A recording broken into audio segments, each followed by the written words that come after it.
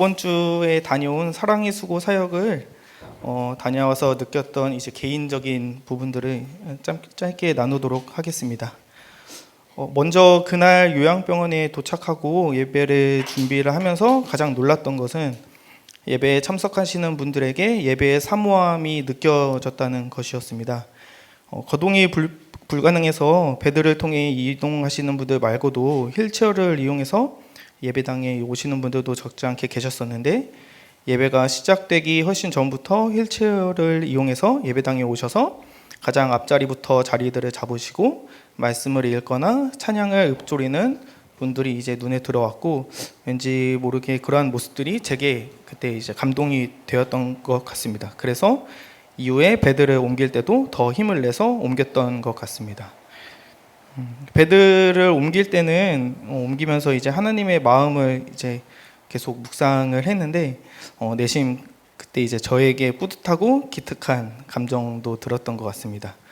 풍삼기를 하면서 풍삼기에서 사랑은 마음속에서 마구 솟아나서 하는 사랑이 아니라 하나님이 우리를 사랑하셨기 때문에 다른 사람을 사랑하기로 결단하는 것이라고 이제 표현을 하는데, 이러한 표현에 당시 풍삼기를 할 때는 전적으로 동의는 했지만 사실 제 삶에서 그러한 모습들은 찾아보기 어려웠던 것 같습니다.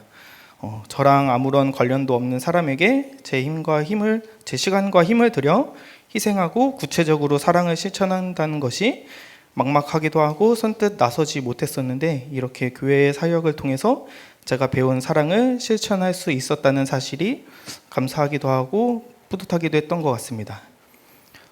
그런데 이제 사역을 다녀오기 전에는 사실 이 사역에 대해서 이제 선뜻 나서지 못하겠는 부분도 있었던 것은 사실입니다.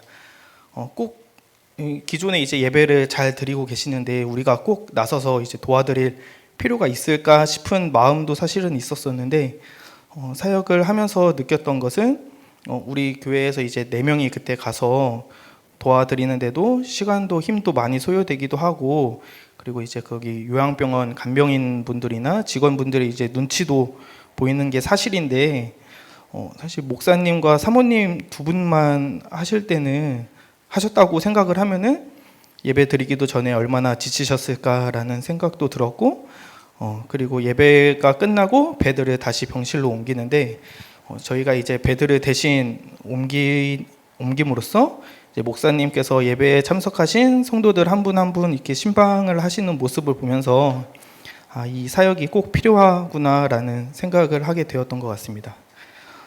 그리고 우리 교회 예배, 지금 이 11시 예배에 참석하지 못하고 가는 것에 대한 거부감이 있었던 것도 사실인데, 이 부분에 있어서는 예전에 이제 차인표 배우가 했던 말이 떠오르면서 다시 생각을 해보게 되었던 것 같습니다. 영상에서는 차인표는 국내에도 어려운 아이들이 많은데 왜 굳이 해외의 아이들을 돕냐라는 취지의 질문을 받자, 우리 주변에 있는 어려운 아이들을 돕는 것은 우리의 생활이고 당연한 것이라고 이제 답변을 합니다. 사실 이 시간에 이제 우리가 여기 모여서 예배 드리고 삶을 나누고 서로 사랑하는 것은 저에게 있어서는 어찌 보면 저의 생활이고 좀 당연한 일이었다고 생각이 들고, 거기에서 이제 더 나아가서 저에게 이제 결단이 필요한 사랑을 실천하고 싶다는 생각이 들었고, 사역에 함께할 사람을 추가로 모집한다는 목사님의 연락을 받고 목사님께 바로 함께 하겠다고 연락을 드렸던 것 같습니다. 제가 느꼈던 부분들은 이러한 부분들이고, 삶은교회 공동체 분들도 이러한 것들을 함께 누리길 기대하면서 소감을 마치도록 하겠습니다. 감사합니다.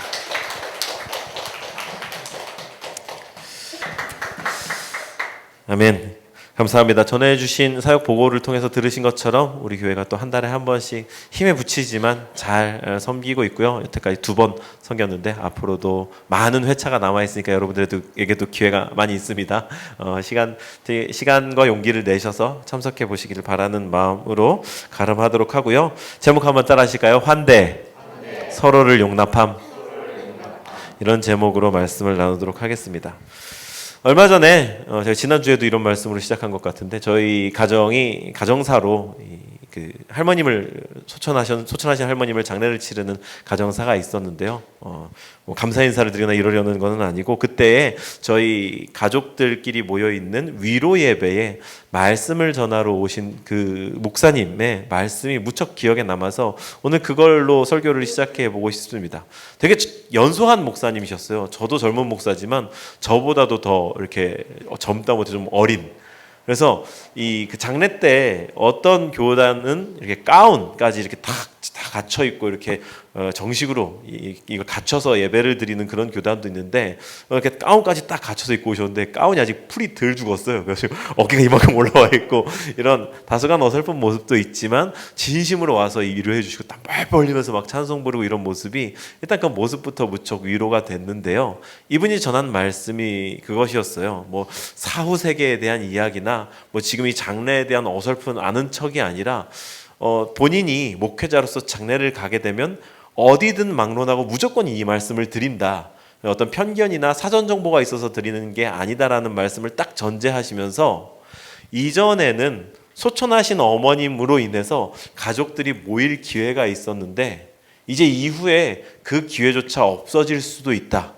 근데 그러지 마시고 꾸준히 모여라. 그리고 모여서 계속 어머님을 추억하고 가족들끼리 사랑해라. 어머님 때문에 모였던 게 아니라 가족이기 때문에 모였던 사실을 기억해라라고 하는 그 메시지를 전하셨는데 무척 이렇게 딱 가슴에 남는 그런 메시지였습니다. 네, 우리가 어느 정도 나이가 들고 사회생활을 제각각 하다 보면 형제들끼리도 각각의 생각과 상황, 사정이 좀 달라지면서 모였을 때 편치만은 않은 게 사실이죠. 근데 이 목사님이 딱 꼬집은 것처럼 어머님으로 인해 허울만, 격식만 갖추는 가족 되지 말고 정말 모여서 서로 가족임을 확인하는 시간을 일부러라도 더 가져라. 그게 어머님도 원하시는 바일 거다. 딱 이렇게 말씀하셨는데 무척 마음에 남았습니다.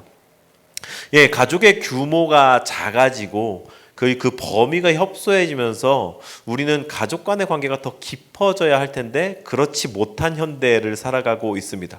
소위 핵가족화 되어져가는 이 시대 속에서 가족이라고 하면 몇 명 되지도 않는데 사실 우리 주변의 사람들과 삶을 나누다 보면 또 뉴스를 통해서든 여러 가지 소식들을 듣다 보면 가족끼리의 불화는 생각보다 잦은 주제이고 우리를 가장 고민하고 고통스럽게 만드는 주제이기도 하죠. 특별히 오늘부터 이 5월은 가정의 달이라고 이름되어져 있어서 어린이날, 어버이날, 스승의 날 이렇게 막 있어가지고 가족들의 의미를 더 깨닫게 하는 그런 의도적으로 이렇게 딱 집중해 놓은 그런 달이기도 합니다. 가정의 달을 맞아서 우리가 이 성경을 볼 때에 그리고 또 이 시대를 살아가면서 요즘 가족 간의 갈등과 어려움을 더 많이 겪고 있는 그런 이야기들을 들을 때에 오늘 본문이 우리에게 어떤 의미가 있을까? 오늘의 본문에는요, 가족 간의 갈등을 극적으로 해결하고 화해하는 두 형제의 이야기가 나오죠. 우리가 잘 알고 있는 에서와 야곱의 이야기이고요. 이들은 특히 형 에서가 야곱을 심지어 살해하려고 마음을 먹었는데 그 마음을 거두고 진심으로 화해하고 용서하는 그런 모습을 보여줍니다. 이 형제의 화해의 이야기가 오늘날 우리에게 어떤 의미가 있을까 생각해 보자는 것이고요. 혹자는요, 그래도 야곱이랑 에서는 둘 다 부자잖아. 요즘은 돈이 문제야. 돈이 왼수야. 이렇게 그러니까 적용할 거 없어. 막 이렇게 생각하시는 분들도 계실지 모르는데 그러니까 더 성경을 한번 꼼꼼히 들여다보자라는 말씀을 드리는 거죠.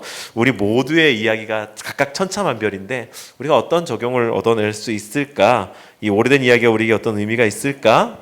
교회적으로 바라보자면은요. 저는 2026년도에 진실한 소망의 공동체 이러면서 제가 우리 교회의 이 어떤 표어로서 환대라고 하는 글자를 연초에 탁 이렇게 좀 부각시켰던 걸 기억을 하실 겁니다. 근데 부끄럽게도 이런 교회가 되자라고 하는 환대라는 단어에 대해서 제가 막 강조하거나 어떤 부차적으로 프로그램 같은 걸로 이렇게 백업을 많이 못했던 것 같아요. 그러다 보니 5개월 정도, 4개월 지나고 5개월 차에 접어드는 우리들로서는 그런 얘기가 있었나? 라고 좀 이렇게 희미해진 게 사실인 것 같은데 그래서 저도 반성하는 마음으로 이 말씀을 딱 받았다라는 거죠. 환대라는 키워드에 딱 맞닥뜨리게 된 겁니다. 이제 우리 본문으로 만나는 서로를 말하자면 환대하는 이 에서와 야곱의 모습을 통해서 다시 우리가 받은 키워드인 환대를 확인해보고 우리 모두가 하나님 나라의 소망을 갖는 그런 공동체가 되기 위해서 이 말씀을 통해서 레슨을 좀 받아보도록 합시다. 가장 먼저 본문에서 우리는요, 이 환대라는 단어를 떠올릴 때, 그리고 이 본문이 우리와 무슨 상관이 있는가를 생각해 볼 때, 이 진정성 있게 용서를 구하는 야곱의 사과하는 모습을 만나게 됩니다. 진정성 있게 사과하는 야곱의 모습. 우리 한번 3절을 볼까요? 3절 읽습니다. 시작. 야곱은 맨 앞으로 나가서 형에게로. 불교의 수행 방식으로 제가 알고 있는데요, 오체투지라고 하는 것이 있습니다. 알고 계시나요? 오체, 그러니까 양손, 양무릎, 양손 내지는 양 팔꿈치, 그리고 이마, 이렇게 신체의 5 부위가 땅에 닿도록 하는 거죠. 시위 같은 걸 좀 이렇게 평화 시위 같은 걸 할 때 행진하면서 삼보일배 이런 걸 할 때가 그것이 좀 비슷한 형태라고 할 수 있겠습니다. 신체의 5군데가 땅에 닿고 나서 일어나서 이마가 닿았던 자리에 발을 대고 또다시 앞으로 나가고, 이게 오체투지의 수행 방식이라고 하는데요, 무척 고된 수행 방식이죠.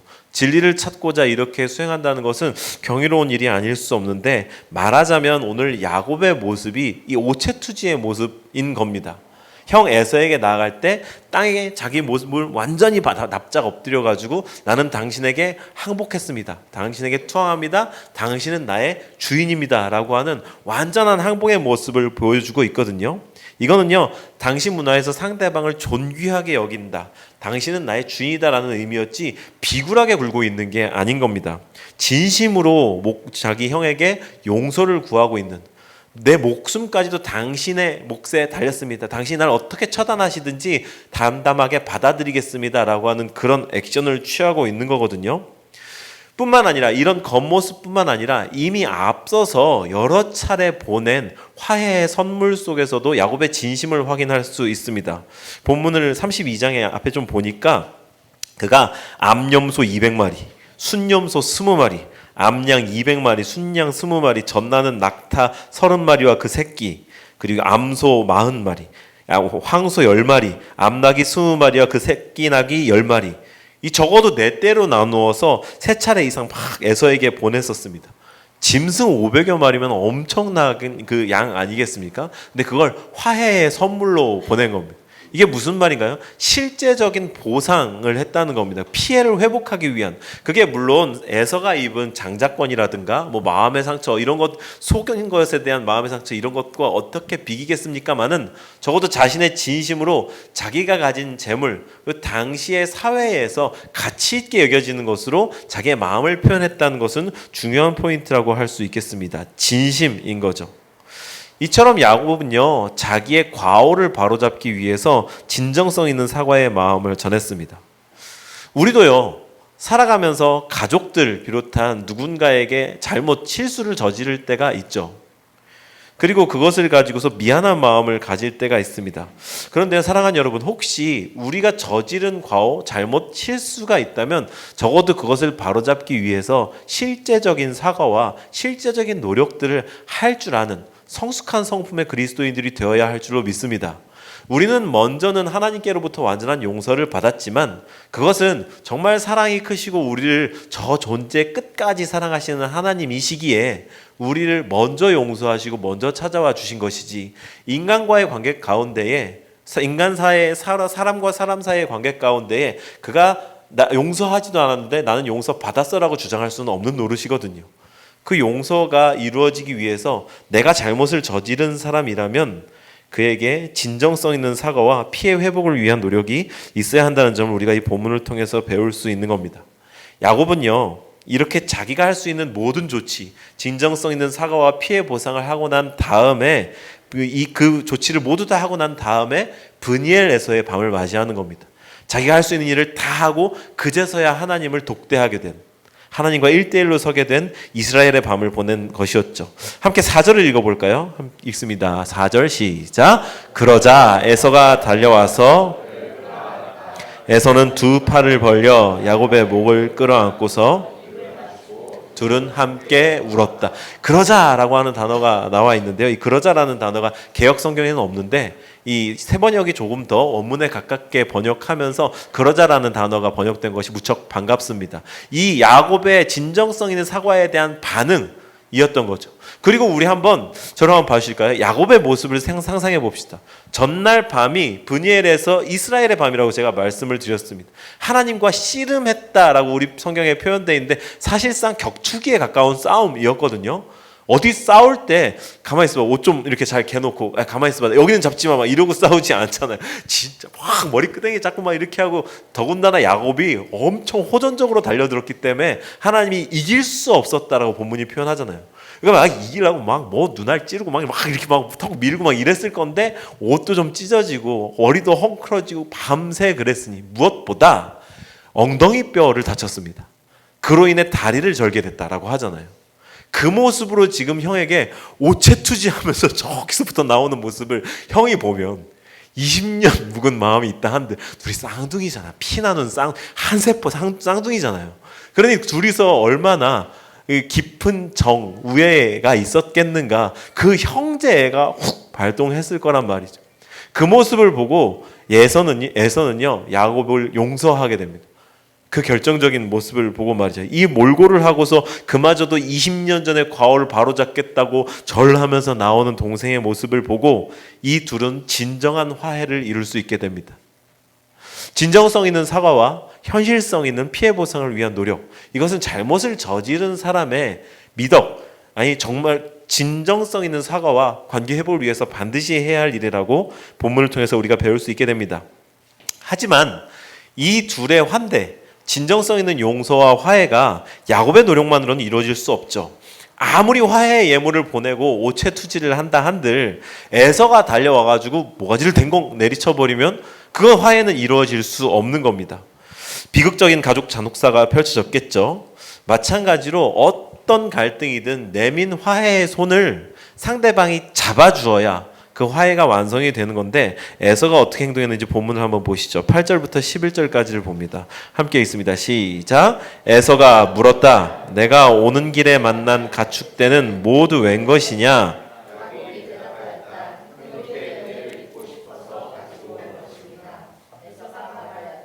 아우야, 나는 넉넉하다. 너의 것은 네가. 야곱이 말하였다. 아닙니다.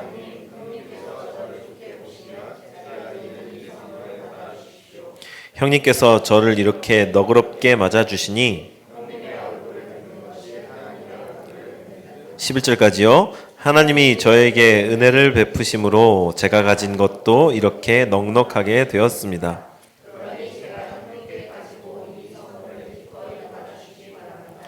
야곱이 간곡히 권함으로 에서는 그 선물을 받았다.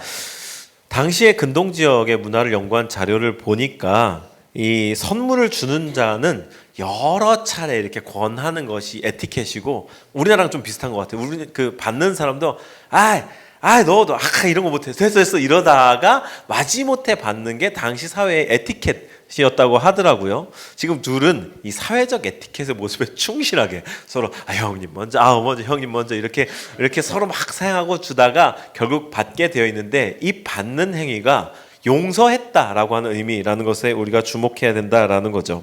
그리고 따뜻하고 다정하게 야곱의 호의를 받고 16절을 보니까 이렇게 나와 있죠. 그날로 에서는 길을 떠나 세일로 돌아갔고, 처음에는 장정 400명을 거느리고 야곱을 치러 온다고 했었습니다. 그런데 그가 그날로 곧바로 자기가 살던 곳으로 완전히 돌아가 버렸습니다. 정말 그야말로 완전히 용서한 것 같습니다. 실제로 이후에 이어지는 말씀 속에서 야곱과 에서는 갈등하지 않습니다. 이후 35장에 가면은요, 이삭을 장례한다라는 말이 이렇게 나오는데, 거기에 이 두 형제가 함께 아버지의 장례를 같이 주관한다는 표현이 있거든요. 둘이 이후에 갈등을 겪었다면 그렇게 할 수 있었을까요? 아니요. 이 순간 이 자리에서 완전한 화해가 이루어졌던 겁니다. 야곱은 용서를 빌고 형은 그 용서를 전적으로 수용하는 그 완전한 용서와 화해가 이 자리에서 있었기 때문인 거죠. 그래서 우리가 기억해야 할 용서와 화해의 아주 중요한 특징은요, 용서는요, 용서 이후의 삶까지 요구한다는 겁니다. 제 말 어떤 말인지 이해되셨나요? 용서는요, 용서 이후의 삶까지 요구합니다. 마음이 안 내키는데 정리가 덜 됐는데 어설프게 덜컥 용서해버리면 그 이후에 때때로 찾아오는 불편감과 평생을 싸워야 되고, 이건 용서한 것도 아니고 용서 안 한 것도 아닌 애매한 상태의 관계가 놓이게 됩니다. 용서하게 되면요, 그 이후로는 덮어두어야 되고 다시는 그 일을 돌아보지 않아야 되는 겁니다. 내가 얼마나 큰 잘못을 용서해줬는데 하고 내가 용서했다는 사실 자체를 계속 기억하면 안 되는 거예요. 그러면 참된 용서가 아닌 겁니다. 반대로 용서받은 사람은 종신토록 기억해야 하죠. 항상 저 자세로 비굴하게 해야 된다는 게 아니라 내가 저지른 잘못이 얼마나 큰 것이었는가, 그러므로 내가 얼마나 큰 용서를 받았는가를 기억해야 한다는 겁니다. 우리는 주님께 우리가 얼마나 큰 용서를 받았는가를 기억해야 합니다. 주님은 우리가 주님을 거역하고 반역한, 이 세상의 창조주를 거절하고 창조주를 주인의 자리에서 밀어낸 그 큰 죄를 주님께서 우리에게 용서해 주셨습니다. 그거는 무엇과도 바꿀 수 없는 용서죠. 궁극적으로 우리가 받은 이 용서를 기억한다면 그 어떤 행위도 우리가 용서하지 못할 것은 없을 겁니다. 다만 우리가 이 세상에 몸을 두고 살아가다 보니 정말로 이겨내기 어려운 종류의 그런 아픔, 상처들도 있는 거고, 그 상처를 정리하기 위해서는 앞선 야곱의 행위처럼 참된 사과와 피해 보상을 위한 노력들, 그런 것들이 해결되고 난 이후에 나 역시도 전능한 하나님이 아니라는 것을 인정하는 차원에서 그 사과를 받고서 관계를 해결할 수 있는 겁니다. 사랑하는 여러분, 기억하십시오. 용서해야 한다는 명제는 중요한 겁니다. 하지만 어설프게 용서하지 마십시오. 우리는 하나님이 아닙니다. 내가 하나님을 흉내내는 순간 그것은 하나님의 자리를 찬탈하는 또 다른 차원의 죄가 됩니다. 용서에 있어서도 그렇다는 말씀인 겁니다. 다른 사람을 내가 하나님의 모습을 흉내내는 차원에서 용서하게 되면 반드시 그것은 참극을 가져올 겁니다. 관계에서의 참극을. 그러니 하나님 앞에 하나님의 용납하심을 기억하되 내가 하나님이 아니라는 사실 또한 기억하면서 용서와 화해의 자리에 나아가야 한다는 점을 또한 본문을 통해서 배웁니다. 그리고요, 우리가 이제 이 환대를 통해서 반드시 기억해야 할 한 사실을 이 본문이 우리에게 마지막으로 알려주는데요. 우리는 사실 용서하고 환대할 힘이 없다는 겁니다. 저를 보고 한번 따라해 주실까요? 우리는, 아니 1인칭으로 하시죠. 나는 용서하고 환대할 힘이 없다. 능력이 없다. 우리가 그 사실을 기억해야 됩니다. 제가 앞서서 잠깐 이렇게 스포일러 해드렸는데요. 검은 머리 짐승은 거두는 게 아니다. 사람은 고쳐 쓰는 게 아니다라는 말이 사실 우리 사회에서 거의 진리인 것처럼 받아들여지고 있는 게 우리가 살아가는 세상이죠. 인간의 본성 속에는요, 궁극적으로 망가지고 오염된 그런 깨어짐이 있기에 사실 우리의 힘으로는요, 참된 변화, 참된 용서, 참된 화해가 불가능합니다. 본문에도 그게 나오는데요. 야곱도 마찬가지였습니다. 12절부터 17절까지를 한번 읽어보시죠. 시작. 에서가 말하였다. 자, 이제 갈 길을 서두르자. 내가 앞장을 서마. 야곱이 그에게 말하였다.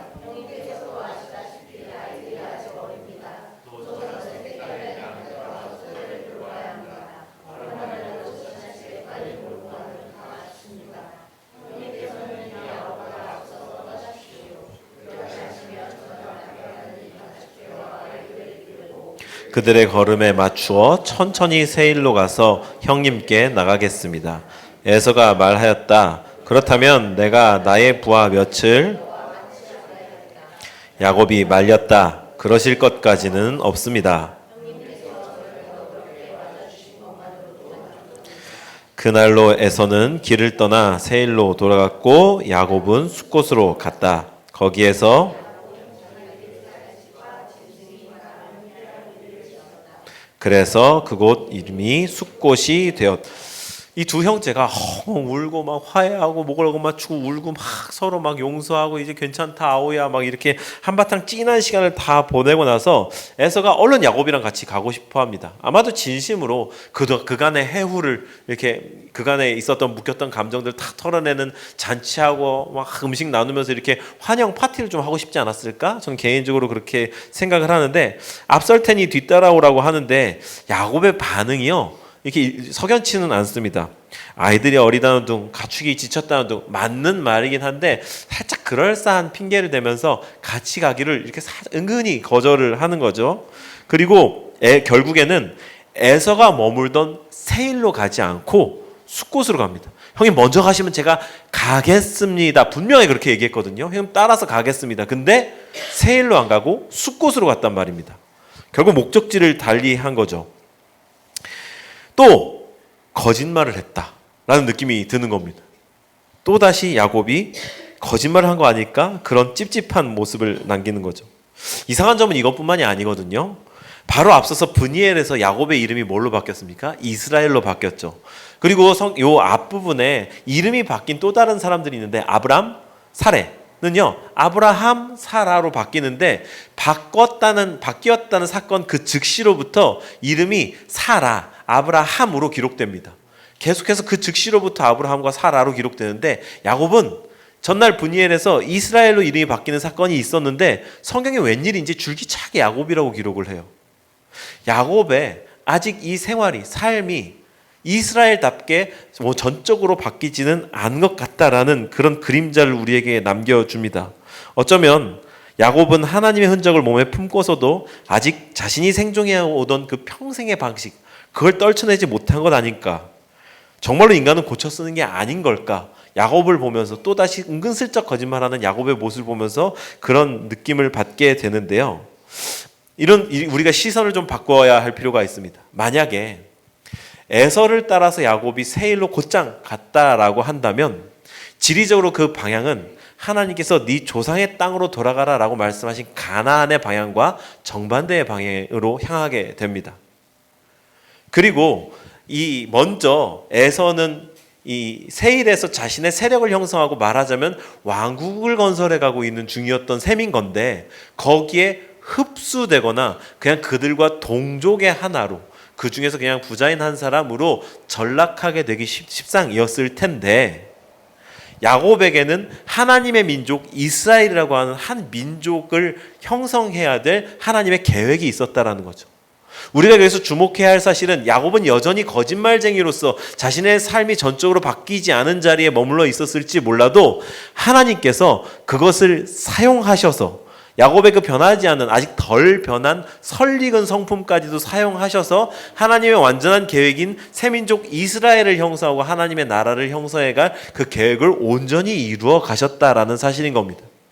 우리가 우리의 능력으로 우리의 실력으로 화해하려 하고 우리의 실력으로 환대하려고 할 때에는 꿈꿀 수 없었을 하나님의 더 크고 완전한 계획이 이 작고 사소해 보이는 부정적인 사안들까지도 우리는 좋다고 여기지 않는 것들까지도 그분께서는 다 재료로 사용하셔서 그분의 나라의 뜻을 이루어 간다라는 사실, 우리가 그걸 기억해야 한다는 거죠.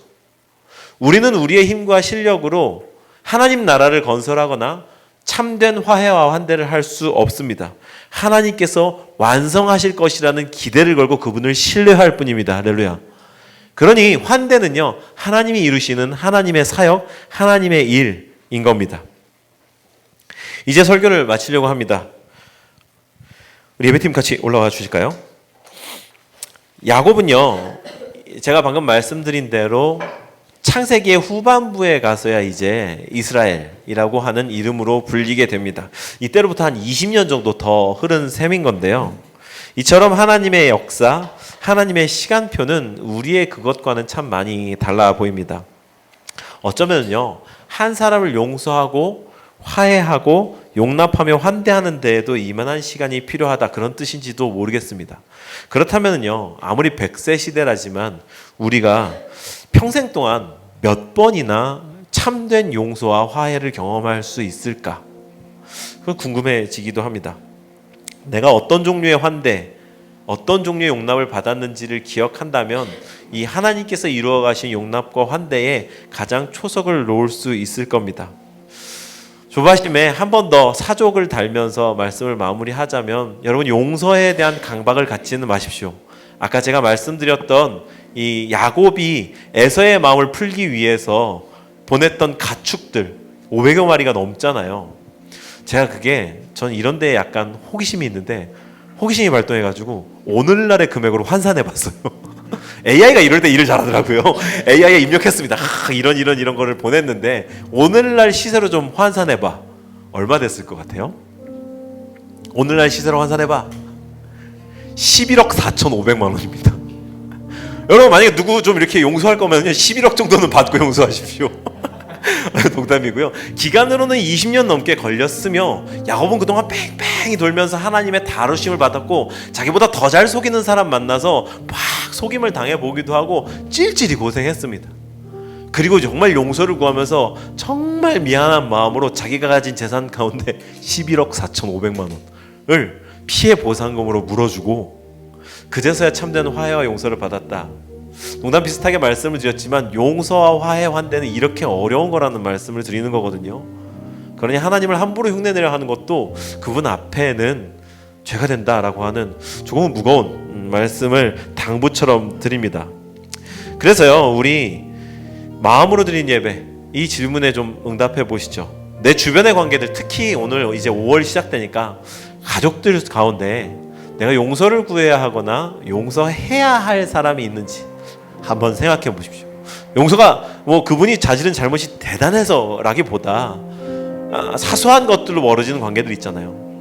그런 것들이 있을 수 있거든요. 그리고 그분들과의 현재 상황을 좀 곰곰이 생각해 보고 오늘의 말씀대로 서로 환대할 수 있는 상황이라면 내가 무엇을 해야 할지, 내 입장에서 내가 잘못을 저지른 거라면 사과하고 그에게 참된 마음을 표현해보고, 또 내가 용서해 주어야 하는 입장이라면 조금 너그럽게 그렇게 입장을 가져보면서 실천할 수 있는 게 뭐가 있을까 한번 생각해 보시죠. 짧게 좀 메모로 남길 수 있는 시간을 드리고요.